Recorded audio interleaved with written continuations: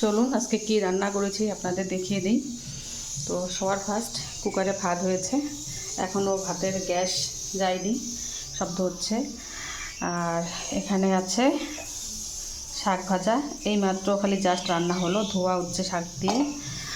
আর এখানে আছে আমার মাছের মাথা দিয়ে লাউ ঘন্ট, মাছের মাথা দিয়ে শোল মাছের মাথা দিয়ে লাউ ঘন্ট, এটা শোল মাছের মাথা দিয়ে লাউ ঘন্ট। এখানে আছে শোল মাছের আলু দিয়ে ঝোল, এখানে শোল মাছের আলু দিয়ে ঝোল বানিয়েছি আমি। এই যে শোল মাছ আলু দিয়ে ঝোল, এটা থইকর টক দিয়ে করেছি, কারণ বাচ্চারাও খাবে আর গরম পড়েছে, তাই এটা ভালো লাগে খেতে। আর এখানে আছে মাই ফেভারিট ছোট আলু দিয়ে ডিম কষা, দেখুন কালারটা জাস্ট ওয়াও হয়েছে। তাহলে আজকে এই পর্যন্তই, কালকে আবার দেখা হবে, বাই বাই।